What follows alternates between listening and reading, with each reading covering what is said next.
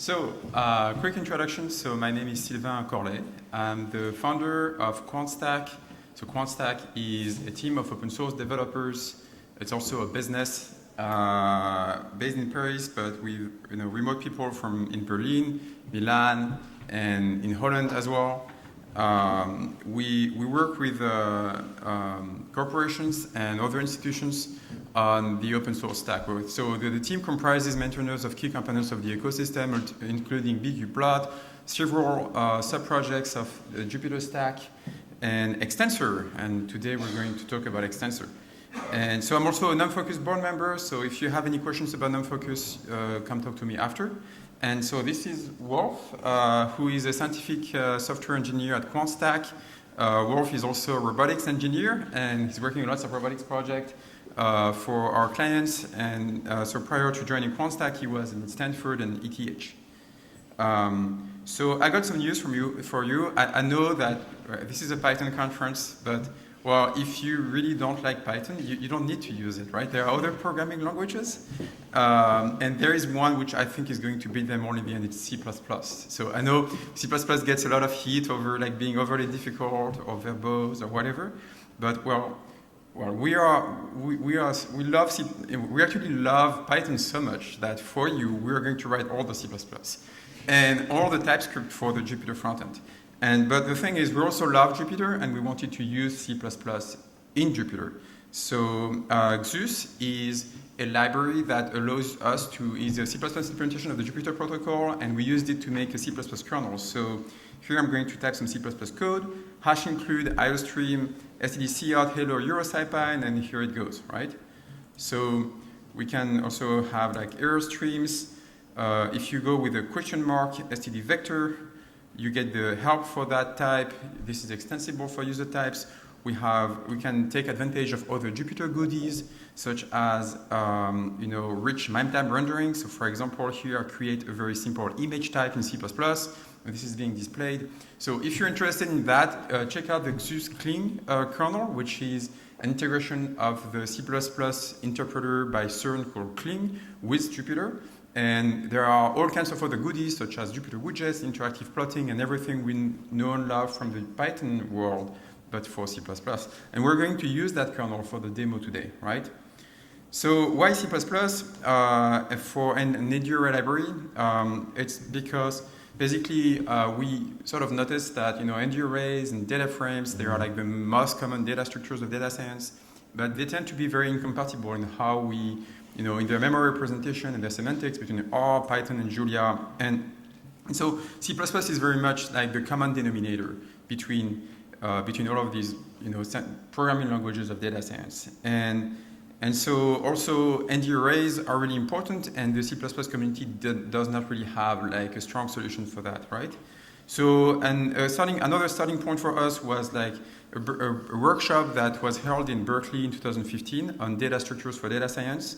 So key developers from all of these ecosystems, they gathered in Berkeley for a workshop to explore data structures for data science. This is also sort of the place where some discussions about Apache Arrow started, and so our vision for that project. So basically, the Berkeley workshop takeaways is to enforce common formats and protocols to communicate and store these data structures, right? Support for these protocols and formats across all three languages of data science and more, and converge on a common native C++ implementation of these data structures with bindings for all the scripting languages of data science. So now I'm going to leave the stage to Wolf. Okay. Yeah. We tried to come up with the one tensor to rule them all, which apparently has to be implemented in C++. And we call it xtensor, and we'll show you a demo of how it works and what it does. But the basic ideas are that it has a support for something called lazy computation and expression templates, and it supports broadcasting, just like NumPy. It is implemented using C++ 14, which is a very nice iteration of C++ if you are familiar with C++ 98, then the new C++ is much better. And it supports an API which is very close to the one of NumPy. So if you're familiar with NumPy, it should be quite easy to port some code over to xtensor and C++. And we also have an online demo running basically the same Zeus Clean kernel on MyBinder, which you can find if you go to our GitHub repository, and then there's a launch binder badge. And so this cell just creates a basic xtensor xarray of doubles here, and then I can just use std_cout to print this. And when I run it, we can see like we have a two-dimensional array of 6 numbers. And now if you're familiar with C++, then there's something called the standard template library.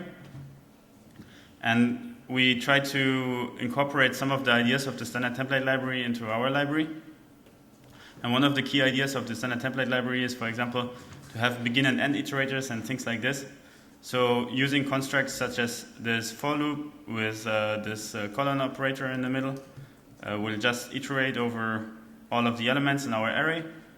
Then we have accessors using these round brackets, or you can just like with NumPy basically, we can access one element or we can set one element here.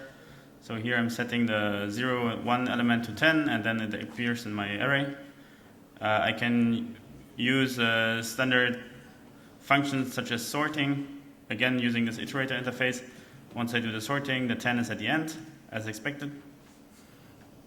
And then I can also use more functions implemented in xtensor itself, for example transpose, to get the transpose of our array, or we can reshape to any arbitrary shape. And now we have a 4-dimensional array with 3 dimensions set to 1. Then I can reshape it back and print it again. And this is actually using the rich output, small Jupyter goodie. And another, obviously, like you want to do some calculations with your data structures now. And just like with NumPy, you can, for example, call sign and then do some multiplication with some other value. And when we do that, we get the right answer. And now, what I mentioned before is that xtensor is lazy and supports expression templates. And what this means is that every function you kind of create in C++ is actually not evaluated at that point where you create the function, but only evaluated when you access elements of that function or when you assign it to some other object.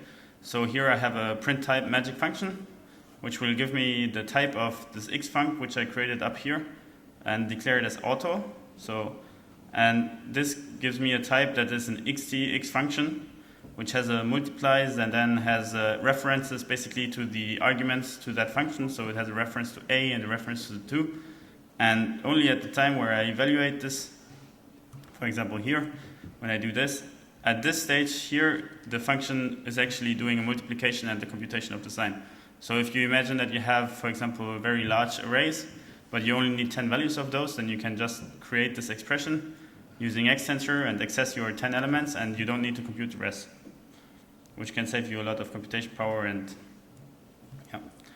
And now, or when I assign this to something that is an actual container of elements, then at this stage it's also going to be evaluated and put into memory.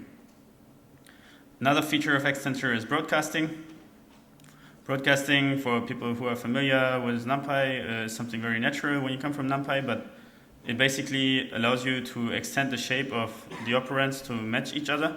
So here we have, for example, one 2D array and one 1D array, and then if you do an operation on those two, for example a plus, then the 1D array gets extended to match the shape.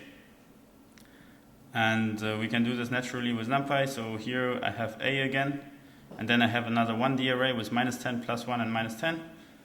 And when I do the broadcast, then you will see that the first elements all get the minus and multiplied by 10, and then the last one as well, and then the center one stays the same. And then for the memory layout, xtensor flexibly supports column major, row major layout, or even dynamic layout where you can choose your own strides. And then we also bring some container optimizations, which people familiar with C++ might recognize.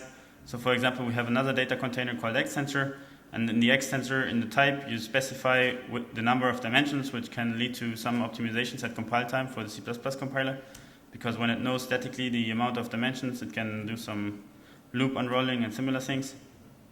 And there's another container that goes one step further, which is called the xtensor fixed. And for the xtensor fixed, you statically define the entire shape. So here I set the shape to 2 and 3, and then the memory is allocated at compile time on the stack and not on the heap, which removes all the dynamic memory allocations and leads to really significant speedups in runtime. And then similar to NumPy, we also support views. So unfortunately, C++ doesn't let us use all the fancy syntax that you know from Python, but we try to get as close as possible.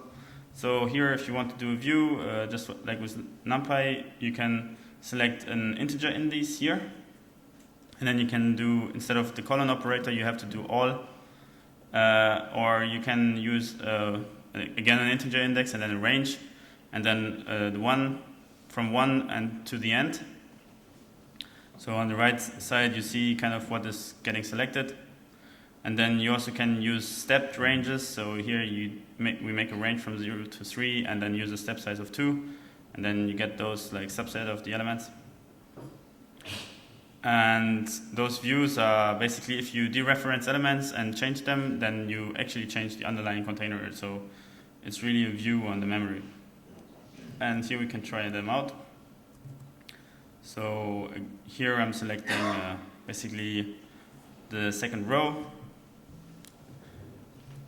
Here I'm using a stepped range to select only the every second element. Here we do some computation and assign it to our container A, but only for the things that we select with the view. And then this is actually computed. And then we can also use something called the keep slice to kind of split some rows over multiple. And if you come from C++ and you want to adapt some 1D container that you already have through some API, then you can just use a function called xtadapt and give your vector and the shape, and it will behave just like an xtensor, even though even though this is still using the same container and only takes a pointer or a reference actually to that container. So if you change the data, it will actually change the data in this vector.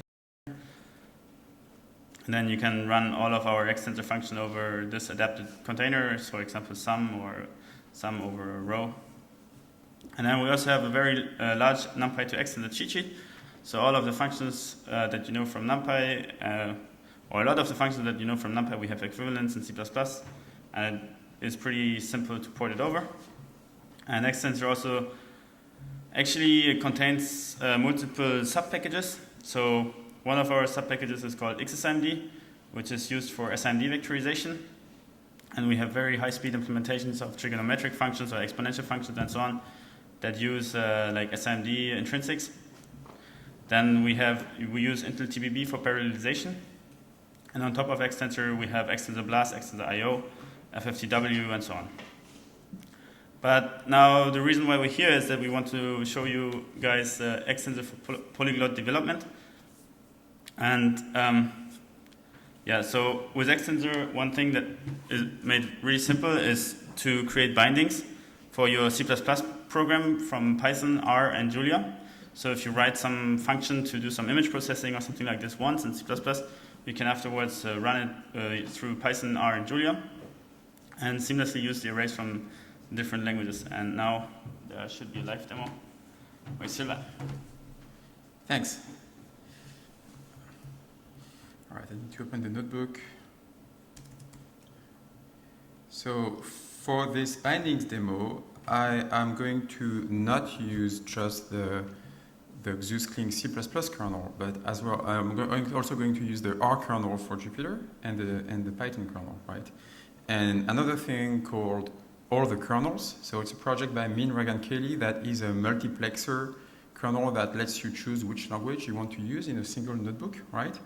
And so First, what I do is I create a C++ file that contains a very simple function called sum of signs. It computes the sign of a tensor and computes the sum of the result, right? So it's a very simple C++ function that we include into a C++ file, and now using the C++ 14 kernel, I actually show that, well, I can use that function directly from C++, right?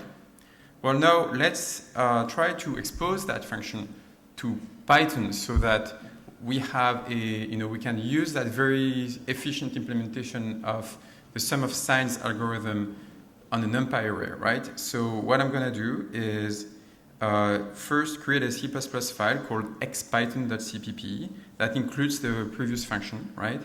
And what I'm also doing is creating a new Python module called xpython that exposes sum of signs with a syntax very close to that of the Python programming language.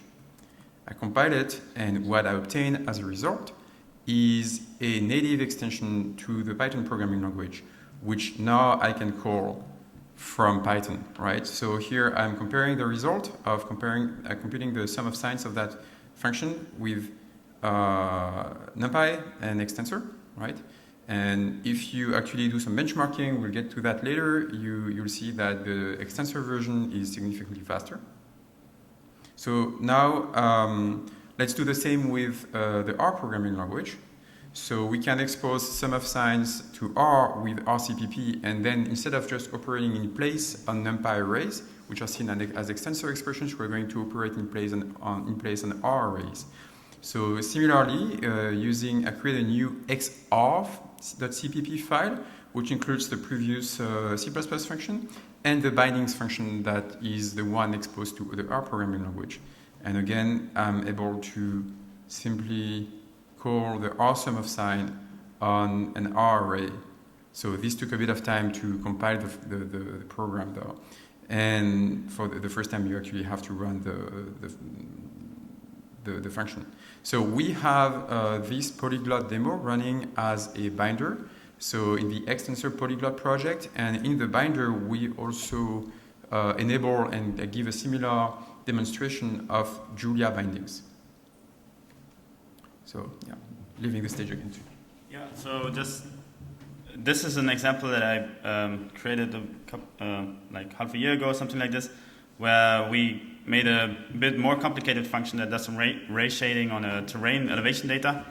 And here you can see like these 4 plots are created from different programming languages. So the first one is from Julia, second one from Python with matplotlib, and then you have R with ggplot or something like this, and then an image viewer for C++.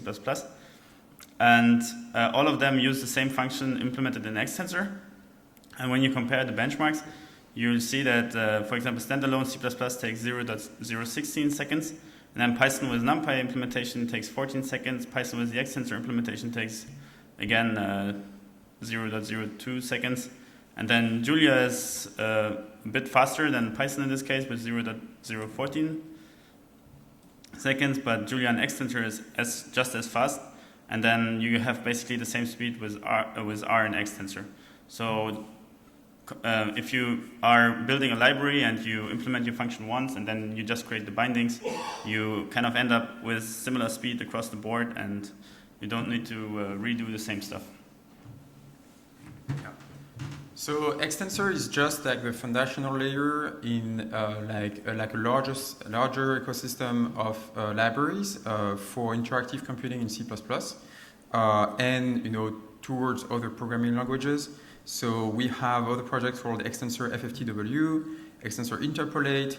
There are other third-party libraries like TinyDNN, Z5, and RArray that use xtensor.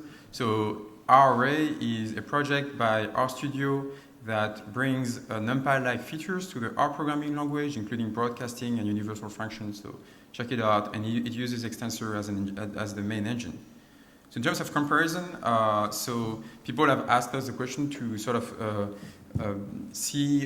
explain why they should use xtensor rather than Blitz++ or Eigen3. So in the case of Blitz++, so Blitz allows for n-dimensional arrays in C++, but the dimensions have to be the dimension of the array has to be statically known in Blitz. Also, Blitz is now unmaintained, so no one is like working in Blitz at the moment, and so there is a lot of legacy code doesn't work with new compilers. In terms of eigen3, xtensor is n-dimensional from the start, where eigen is 1D and 2D, and so we are like modular versus monolithical, and we also are like use a more modern version of the C++ programming language. Before the end of the talk, I just wanted to bring up the xframe project. So long story short, xframe is to xtensor what pandas or xarray are to numpy. So xframe is a C++ data frame. The API is close to that of xarray. So basically, instead of having a collection of columns, we have a collection of ND arrays with labeled dimensions and labeled axes.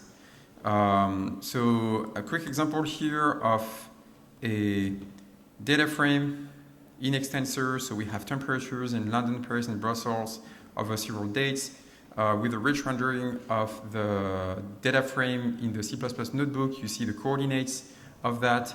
You can use fancy indexing to access data and create some views. So look up by positional or integer or label, over dimensions and over axes, right? Since we don't have so much time left, I'm going to skip the rest of the xframe demo and get directly to the end. So if you are looking for resources on xtensor, check out our repositories. They all live in the QuantStack GitHub organization. There is a really nice blog post series about how we built xtensor by Johan Mabil, who is not here today, but is one of the core 3 developers of xtensor.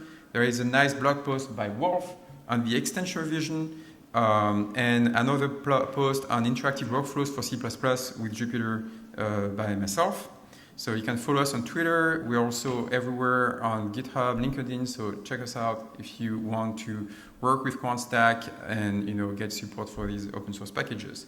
And we need to thank Bloomberg for funding the development of xtensor through the QuantStack team. Thanks, everyone.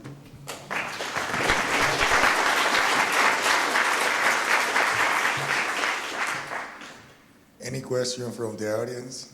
Anyone? Yeah.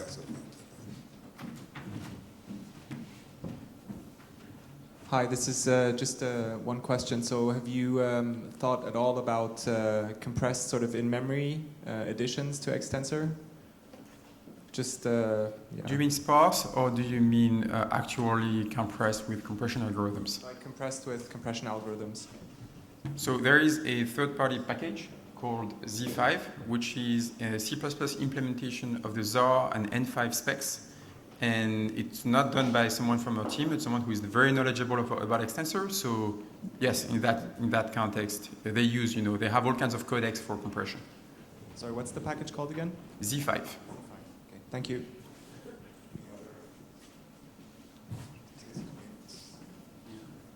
Hi, thank you very much. I just wanted to ask if the performance changes when you have large sets of data that you pass from one language to another. We try to always operate on the same buffer. So basically, if you pass in a Python object or a Python numpy array into xtensor, it operates on exactly the same memory. So there should be no copy. So the performance should basically not change because of that.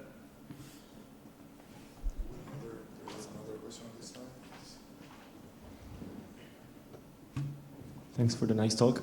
I'm interested in the old kernel that you described.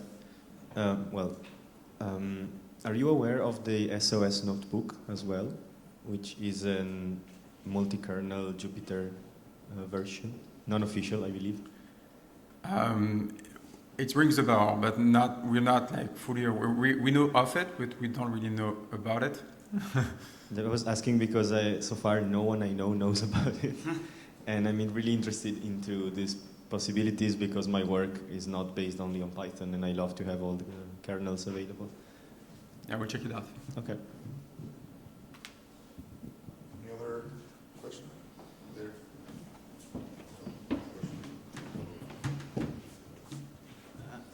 Do you know how this compares to the Blaze lib? Because I've come across this as well as a C++ library for matrix operations. That seems quite modern and promises good performance. And I don't know, it's always a problem that things get, well, that community gets drawn into these different projects that then are not really interoperable. Are you talking about the Blaze? Yes. Yeah, that's the same. As far as so we are kind of aware of the Blaze library, but as far as I'm aware, it doesn't really support n dimensions. Do you know if it supports n dimensions? Or is it about the Anaconda Blaze? No, Okay. it's a C++ Oh, the library. C++ Blaze library. Okay. Yeah, they are on Bitbucket, so it's not that visible. It looks really modern and up to date. Yeah, but I'm almost sure that it only supports maybe 2 or 3 dimensions and not more. So that's like one of the big things that xtensor really tries to solve is the n-dimensional use case, and also sticking to the NumPy API, which has proven to be very successful. Yeah. Okay, so thank you guys for the presentation.